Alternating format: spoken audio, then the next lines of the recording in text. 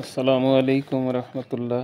আমি ডাক্তার সাইফুল, শফিপুর কালিয়াকুর।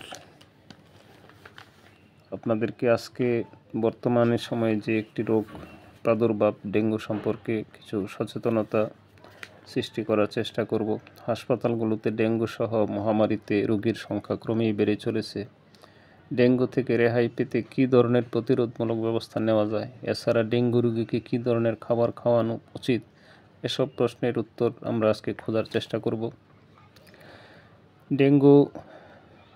ডেঙ্গুতে সাধারণত জ্বর, চোখের পেছনে ব্যথা, প্রচণ্ড মাংসপেশি ব্যথা, রক্তপাতের ঝুঁকি দেখা দেয়। অন্যদিকে চিকুনগুনিয়া তীব্র জ্বরের সঙ্গে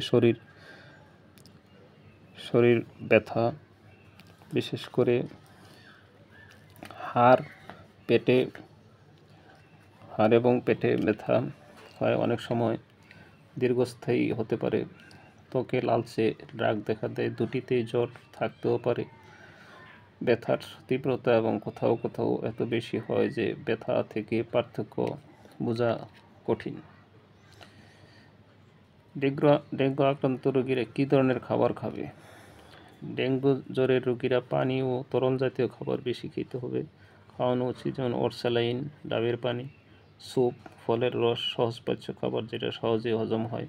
পেঁপের পাতার রস এক্ষেত্রে উপকারী হতে পারে। মেডিকেল সায়েন্সে প্রমাণিত যে ফ্রিজের ঠান্ডা খাবার, তেল, ঝাল, কেমিক্যালযুক্ত প্রক্রিয়াজাত খাবার এড়িয়ে চলা উচিত।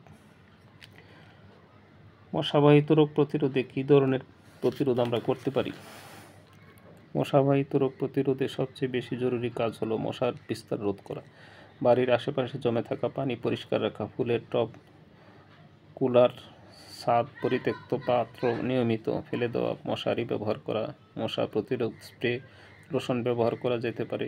এলাকা ভিত্তিক পরিচ্ছন্নতা অভিযান চালানো উচিত। তবে এই ডেঙ্গু জ্বর থেকে সহজে আপনি পরিত্রাণ পেতে পারেন হোমিওপ্যাথিক কিছু মেডিসিনের মাধ্যমে। হোমিওপ্যাথিক বেশ কিছু মেডিসিন রোগীর লক্ষণ অনুযায়ী খুব দ্রুত রোগীকে আরোগ্য দান করে।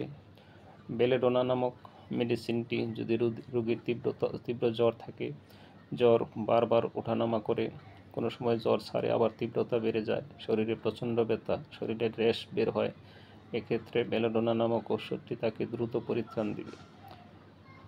আরেকটি মেডিসিন রাস্টক্স, এক্ষেত্রে শরীরে প্রচণ্ড ব্যথা, মাংসপেশিতে কামড়ানি, তীব্র জ্বর, রোগী প্রলাপ বকে ইত্যাদি লক্ষণ থাকলে এই রাস্টক্স ওষুধটি তাকে পরিত্রাণ দেবে। আশা করি সবাই ভালো থাকেন। আসসালামু আলাইকুম।